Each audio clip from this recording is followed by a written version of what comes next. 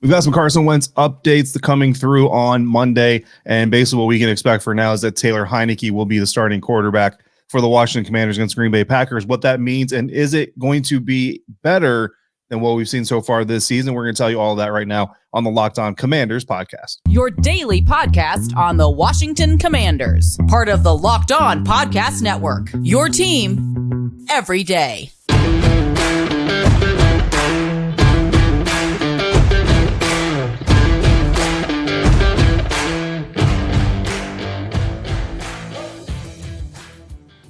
Welcome in, Commanders fans, to the Locked On Commanders podcast, part of the Locked On Podcast Network, your team every day. We are your daily podcast covering the Washington Commanders, and we are free and available on all platforms, including YouTube and the WUSA 9 Plus app on your Roku or Amazon Fire Stick. And we thank you for making us your first listen or your first view of the day. I'm David Harrison. My co-host is Chris the Rooster Russell, also known as, I'm not going to say it, both of us credentialed members of the media covering your Commanders. Chris is doing it for the Team 980, where you can find he and Pete Medhurst live from 9 a.m. to noon Eastern, Monday through Friday, or anytime on the Audacy app. And I am over at Commander Country, part of Sports Illustrated's Fan Nation.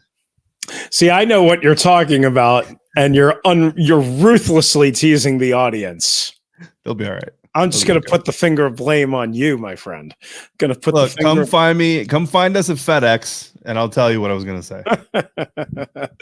All right, today's episode, people are waiting with bated breath for your information there about me. Today's episode is brought to you by Bird Dogs, the most comfortable shorts, pants, sweatpants with built-in liners. Go to birddogs.com. Use the promo code Locked On, and boom, a free Bird Dogs rope hat with your pair of Bird Dogs is coming right at you. All right, David, let's start with this. The breaking news. As kind of expected, Carson Wentz is still officially getting a second opinion, a specialist's opinion, late Monday afternoon in Los Angeles as we record this. But it is expected that he will have surgery at some point on Monday on his fractured ring finger. And it is thought, although no official timeline has been established yet, and we'll have to wait until after the surgery and recovery and all that good stuff.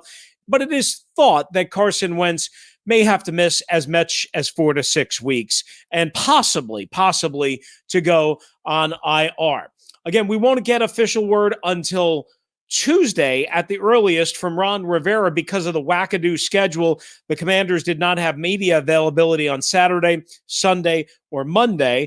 So as it turns out, again, we don't have official word from Ron Rivera, but I know you will be there at that particular press conference. And I guess your first reaction, because we haven't had an episode, we haven't done an episode together since we found out about this on Saturday morning. Yeah, it's tough because that Carson is trying to do something here, not just, he's not a selfish person, right? But there is a personal kind of thing going on with Carson where he's trying to kind of resurrect his image, resurrect his career, show people that he can be a guy that if you're a team that has had some struggles, that he can be a guy that can be part of the solution. Not necessarily, I think the days of people thinking that he was a franchise quarterback in the sense that he can just take you from nothing to the mountaintop, I think those days are gone. I think people stopped believing that, basically once his time was over in Philadelphia, I think those days were pretty much gone. And we've kind of talked before about kind of like the 3 phases of quarterback play. And I just feel like this is kind of his opportunity, probably his last opportunity in that second phase where it's kind of, be able to show that you still have a little bit of that juice before you get relegated, most likely to like a backup role behind a veteran. And then maybe you get another chance. Like Mitchell Trubisky did earlier this year that he wasn't able to capitalize on until coming in relief against Tampa Bay Buccaneers this weekend. And so, so it sucks from a personal standpoint for that because you see the work that he puts in, you see everything that he does. From a team standpoint, really, I mean, Chris, how many times have we seen a team rally around a backup quarterback? I mean, just most recently in San Francisco 49ers and Jimmy Garoppolo. I know Jimmy G had some Super Bowl, experience with them and everything. So it's a little bit of a different dynamic, but whether it's a new coach, whether it's a new quarterback coming in, like teams just tend to rally around the backup quarterback when they come in, because now even the guy with Taylor's experience on this team, like nobody's going to expect Taylor Heinicke to come in and be the guy that raises all ships, as they say. So now the defense knows they got to play better. The running backs know they got to play better. The line even sometimes they find an extra notch because of it. But so from a team standpoint, and I know we're going to get deeper into what Taylor does for this team, I'm going to get more specific about Taylor as a person. But I think from an atmospherical kind of thing, the loss of Carson, the reemergence of Taylor could have kind of an emotional boost just because it's kind of like time to pick up little brother. Yeah, I do think it'll have a little bit of a galvanizing effect. And again, we have not received official word, again, that Taylor Heinicke is the starter, but it is fully expected. Again, on Carson Wentz, David, the thing that went through my mind when watching the game on Thursday, and you were there at Soldier Field, so I'm, not sure what your instant visceral reaction was. And, and honestly, I thought when it happened, I said, well, there's no way he's probably going to be able to make it through this game, right? It was a really cold, windy night. You saw him shaking it off. You saw him putting it in the little towel thing, the little fanny pack, if you will, on his hip. And yet he made it, and he didn't even have x-rays done at halftime. He admitted, of course, after the game that he was probably going to have x-rays, and that didn't happen. Basically, when he talked to you guys in the post-game press conference, I was a little bit surprised by that. And then, I started thinking more. I remember when he was introduced, in mid-March, and I specifically talked to Ron Rivera on the side, and I said, are you guys concerned about his injury history? Because, David, that's where I started losing all faith in Carson Wentz, fair or unfair, right? I mean, he tore his ACL. He had a bad back issue. He had a concussion. 3 years in a row, he was knocked out of or unavailable for a playoff game for the Philadelphia Eagles. And every year, I think it took a little something for him or from him. And then in 2019, he played the entire regular season, but then got knocked out in the first quarter by concussion of the Seahawks in those playoffs. And then 2020 was a disaster, his last year in Philadelphia. And then in 2021, he played all 17 games. Now, he almost missed one because of the COVID stuff, but they changed the rules that week. So he ultimately didn't miss one. So he played in all 17 games. And I remember asking Rivera, I said, how important was that he's played in the full regular season 2 out of the last 3 years? And Ron admitted to me, and I think we played the sound at one point, he said that was very, very important. He goes, otherwise we wouldn't have made this deal if they didn't have that little track record there of recent durability. And yet here they are in an unfortunate circumstance. I mean, Carson didn't do anything wrong. He didn't do anything negligent. I mean, he's just trying to throw a pass. And as a matter of fact, I give him a lot of credit. He was tough as for hanging in there and fighting. And remember that Curtis Samuel pass right down the middle of the field was right after that. That should have been a touchdown. I know he wouldn't have played great no matter what, but I mean, I give credit to Carson Wentz, and I actually find myself feeling bad for the poor guy that he couldn't escape some sort of freakish injury. And we've seen a couple of these injuries around the league now with Dak Prescott and Russell Wilson last year, and Aaron Rodgers is dealing with a thumb. I mean, it sucks to have these guys as brittle, but as in tough shape as they are, because you build your team around these guys. Yeah, absolutely. No, it does. Yeah, my heart goes out to him because I know, we see what he's been putting in, and in the locker room, nothing appears to be amiss. Like, he jokes around with the guys. I mean, just, after the Chicago game, just in the locker room, someone was talking to Sam, and Sam was kind of making a comment. It wasn't about Carson, but he made a comment of like, yeah, it's one of my best friends. And Carson was over his shoulder and went, oh, and he was like, oh, I'm touched. Like, what I mean? He's one of the guys. He's a guy in a football locker room. And so you feel for him, you know what I mean? But look, Taylor's also a good guy. Taylor's a guy that has a really good personality. We've seen this team rally around him before. So he's going to get his opportunity. And as brutal as it can be sometimes, like, that's this business. So everybody in that locker room understands, and Carson understands it too. And unfortunately, he's kind of been through it. I know some people are already starting to have the question of, like, if Taylor has success, how is that going to impact, the status of Carson Wentz on this team? And we'll talk about that when the time comes, I think. Right. But that's obviously something that's going to be kind of hanging over this weekend against the Green Bay Packers. But I know we have more to talk about with Taylor Heinicke, just kind of the story, but also how can he help potentially this Washington Commanders get their third win of the season, second straight win. Maybe we can go streaking, and hopefully our listeners, Chris, and our viewers are not streaking. Hopefully they're wearing clothing, and on their lower half, hopefully they're wearing Bird Dog pants, khakis, or shorts, because the guys at Bird Dogs just launched their sweatpant lineup. They're super comfortable, like that cute little Charmin bear rubbing up against your thighs. The little comfy bear that you get, that you rub on other areas. That's what you have on your lower half in pant form. I can tell you right now, I got a pair. They're very comfortable. They're like the very first thing when I pulled them out of the box, I said, oh man, these things are really soft. When you put them on, you can really feel how comfortable they are. Bird Dog pants are perfect for fall golf. You might not play like Tiger on a bender, but you might feel just as good doing it in these pants. Bird Dog's joggers are higher quality than competing brands, and they're $20 less than some of the major brands out there. Do you still wear shorts in the winter? I know a lot of guys that are winter shorts type of guys. Doesn't matter if it's Florida or 10 degree temperatures in New England or Chicago. They have their signature shorts with built-in liners to make them the most comfortable shorts in existence. So guys, go to birddogs.com, enter the promo code Locked On. They'll throw in a free Bird Dogs rope hat. You can see the image of it if you're watching this on YouTube right now. That's birddogs.com, promo code Locked On, and boom, a free Bird Dogs rope hat with your pair of Bird Dogs, the most comfortable shorts, pants, and sweatpants with built-in liners. You will not want to take these things off. I promise you. Go to birddogs.com, use the promo code Locked On. All right, David, these days, every new potential hire can feel like a high stakes wager for your small business. You want to get it right? You want to be 100% certain to have the access to the best qualified candidates available, because it's already hard to make sure something's going to work out. You don't want to waste your time. That's why you have to check out LinkedIn Jobs. LinkedIn Jobs helps you find the right people for your team faster and for free. Hey, the Commanders need a quarterback. Maybe they could go to LinkedIn Jobs to post their job for free. Maybe Taylor Heinicke would answer it. Maybe Sam Howell would answer it. What you do is you post your job, then you add, when you add your job, you add the purple hashtag hiring frame to your LinkedIn profile to spread the word that you are indeed hiring. Simple tools like screening questions, they make it easy to focus on candidates with just the right skills and experience so that you can quickly prioritize who you'd like to interview and then to hire. It's why small businesses rank LinkedIn Jobs #1 in developing quality hires versus leading competitors. So here's what we want you to do. LinkedIn Jobs helps you find the qualified candidates you want to talk to faster. So help yourself while you help yourself. Post your job for free at linkedin.com/LockedOnNFL. That's linkedin.com/LockedOnNFL to post your job for free. Terms and conditions apply at LinkedIn Jobs.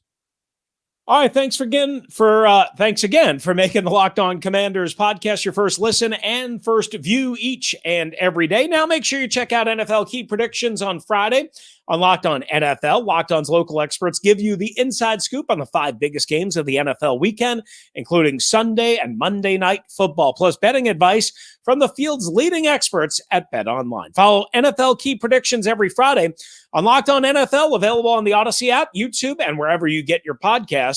All right, so David, I guess the best question we can ask, besides what this obviously means for the future and how they handle the future, both short-term, long-term, medium-term, and what have you.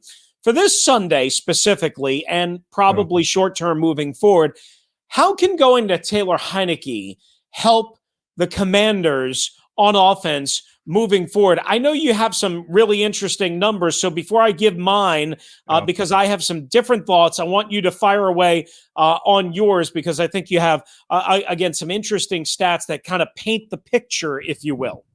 Yeah, so before I get to those numbers real quick, I do want to say, so I said this on the radio, that in Mepsi on Monday afternoon, and it's kind of what I've been thinking about this entire time.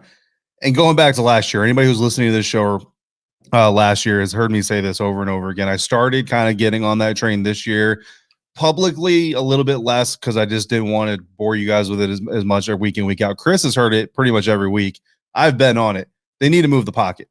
Taylor Heinicke, one of his greatest strengths is his athleticism, his mobility, his ability to extend the run. It's why he was one of the longest time to throw quarterbacks in 2021, despite sacks and all those other stuff, because he can extend a play. So let's use that instinct. Let's use that ability by design to our advantage. If you're offensive coordinator Scott Turner, you got the screen game going. You've got some quick hitters. You've got a stronger running back in Brian Robinson. You still got AG and JD. You have some offensive line issues. They had offensive line issues last year. This isn't new. What also isn't new so far is how they're attacking, trying to mask that deficiency. The best way to mask that deficiency move the pocket, get the defensive front seven moving left to right, having to cover, having to react. You get that going. You get some misdirection, play action going. You get the defense moving one way. You roll your quarterback the opposite direction. You bring some receivers with them. You end up with open space that he can either run into or throw into. I think it really suits what Taylor does best. But the biggest complaint we had about Taylor Heinicke last year, Chris, was the turnovers. The turnovers and putting wide receivers in bad positions. Putting them in bad positions, that's not a coaching thing. He's been coached. Bring the ball down. Don't throw it too late. Don't leave a wide receiver hanging up there so they get concussed on the way down. All of those things. That's just on Taylor executing. But how we can help Taylor Heinicke through the scheme is by putting him in smarter decisions, because his aggression percentage last year and his tendency to throw into coverage was something that we and the fans complained about the most. It was the 5th highest in the National Football League. 18% of his passes were quote-unquote aggressive passes according to NFL Next Gen stats. Justin Herbert this year has the exact same aggressive pass percentage, but now that's the 10th highest in the season. Partially because Jameis Winston has played a lot this year, or a good amount this year, so his percentage is like way up there. But Justin Herbert right now has the exact same aggression percentage as Taylor Heinicke did. Now, intended air yards, they're also very similar. Taylor was 7.9 last year in intended air yards. Justin is 6.8 yards right now. Completed air yards, both of them at 5.2. So it's not the distance to throw. It's not the fact that they're being aggressive. What's the difference? It's the intelligence behind the aggression. Too many times Taylor Heinicke was left throwing into aggressive situations that he was either late on because he wasn't reading correctly, or was just overly congested because they weren't really doing enough things schematically to open up things. Last year, Taylor Heinicke's touchdown interception ratio, 20-15.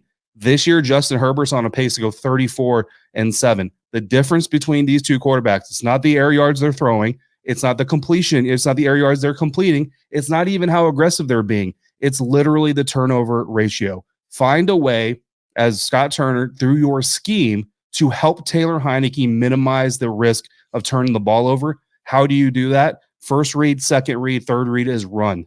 Put him on the move, put the pocket on the move, give him 2 reads, and let him do what he does best and be athletic. That is how Taylor Heinicke helps the Commanders get some wins. I think that's a wonderful breakdown, and I think people would be very surprised, when they hear those numbers in comparison to who you compared them to. The big thing for me is going to be, I think Taylor Heinicke's mobility. I think some of the things that you just talked about, moving the pocket by design as opposed to by necessity, is going to help this team on third down specifically, right? We know how important first and second down are, but we know that teams are basically their bread and butter, if you will, whether they're good or bad, is usually on third down. And Washington started out like a house on fire this year. I think they were like 17 of 22 on third down or something like that in the first 2 weeks, right? And then they cooled off against Philadelphia and Dallas to the tune of, I believe it was 11 of 28 combined between the two games. And the last 2 games against Tennessee and Chicago, David, they've been simply brutal. 33 of 22, 3 of 22 on third down on offense. That simply has to improve. And I think Heinicke, again, his ability to flush the pocket, move the pocket, change the launch angle, change what the defense is looking at, even though sometimes you wind up isolating yourself to half the field. Like you said, maybe you can play action to the left and then boot to the right and then throw back to the left on a tight end screen or a wide receiver screen or a tunnel screen coming back from the opposite way. Something like that. I think I saw Carson Wentz twice on Thursday night run right into a sack on 3rd and 2 to the right side. I saw him not seemingly, from my novice point of view, shift protection on a safety blitz coming off of the edge, and he got lit up like a Christmas tree. Not to say that Taylor Heinicke is perfect, not to say that Taylor Heinicke is great, and obviously he does not have the arm strength that Carson Wentz has, nor does he have the height. But I do think he's got a little something that Carson Wentz just did not have and does not have anymore. And whether that's the mobility, whether that's having no fear, whether that's playing a little recklessly, even though Wentz often played recklessly, there's a difference between, I think, what I remember out of Heinicke's recklessness or aggressiveness versus Wentz. Either way, to me, it all starts with if they can be better on third down, and I believe they can. Some of the things you talked about, some of the things I just talked about, this offense will be better with Taylor Heinicke than it was with Carson Wentz. It certainly can be. And I think finally, from a throw mechanic standpoint, you got to get Taylor throwing away from defenders more than throwing over defenders. So Yeah. fewer seam routes, even deep posts, because if he's late on a deep post, that defender is underneath the ball just as much as the receiver is, but more crossers, more out routes, more screens, more pivots, stuff like that. And again, when you move the pocket, those are things that can kind of open up for you. And just for anybody out there, like, look, first, second, third read, if the run is not there, just get rid of the ball. Like, don't run for a 1 yard gain and get smashed by 3 linebackers. You know what I'm saying? But like, you get the idea, right? First read, second read, don't just stand there waiting, because how many times we see Taylor waiting 5-6 seconds sometimes, hoping for something to come open, either getting drilled for a sack or throwing it in harm's way, which oftentimes was intercepted. Get rid of that part of the game. The rest of it's fine. Get rid of that part of the game. And I think that's how you do it. Well, that's really an interesting point, one we haven't discussed, one we should briefly. Taylor's got to be really careful here, because, yes, they have Sam Howell, and Sam Howell is now one snap away from playing. He'll be in uniform for the first time during the regular season. But, David, as of right now, as of late Monday afternoon, they haven't signed another quarterback to the practice squad. They don't have another quarterback in the building. So if something happens to Taylor Heinicke because he's trying to play hero ball, trying to hold on to the ball too long, yes, obviously Sam Howell is at least somewhat equipped to go in, but then they don't have another backup quarterback. They would basically be on their emergency quarterback, or then they would have to sign a quarterback, and in the same week, he would be one step away from basically being in a game. So something. Could Armani Rogers has an undrafted rookie ever played 2 positions in his rookie season, one being quarterback? Well, and that's the emergency quarterback, right? So I don't even know if he is officially. I'm just spitballing. No, that guy.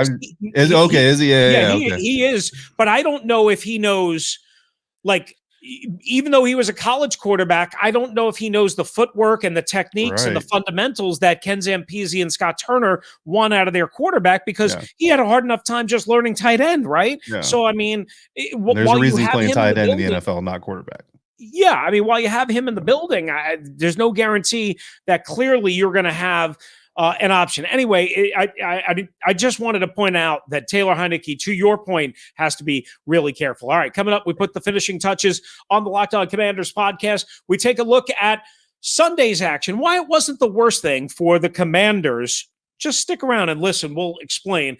But first, guys, we're here to tell you about our friends at Prize Picks and PrizePicks.com. That's right. What is Prize Picks, you might ask? Good question. It's daily fantasy that's fun, easy to compete, and quick to play, right? All the things that we love about daily fantasy and fantasy sports in general. Here's what you do. You pick between 2 and 5 players, and if they go and score more or less than their Prize Picks projection, you can win up to 10 times your money on any entry. So say like this Thursday night, Arizona and New Orleans. Arizona's already activated DeAndre Hopkins for his season debut. Robbie Anderson got traded to the Cardinals, so they're both expected to play on Thursday night. You might want to go more or less, depending on how you're feeling. What about Kyler Murray? Now that he's got 2 new weapons, you might want to go more on his passing yards, even though he's really struggled. Just to give you an idea, again, you pick between 2 and 5 players, no competing against other people. It's just you versus the world. And the projections available to you via Prize Picks. You can get projections on college football, of course, every NFL player game, the baseball playoffs, the NHL season is underway, NBA is coming soon. You get the drill. Entries can be made in 60 seconds or less. It's safe and fast. Currently operational in over 30 states and Canada. Here's what you're going to do. Download the Prize Picks app on your mobile phone or go to prizepicks.com like I did. Sign up and play daily fantasy sports. First-time users can receive a 100% instant deposit match up to $100 by using the promo code Locked On. If you deposit $100, Prize Picks is going to give you $100. If you deposit $50, Prize Picks is going to give you $50. Don't forget to use the promo code Locked On and sign up for an instant deposit match up to $100. All right, wrapping up today's episode of Locked On Commanders podcast, we're going to break down the weekend's NFC East action all around the National Football League. And Chris, it was a good time for the Commanders to get a win because things that happened in the rest of the division actually helped them out because of that win.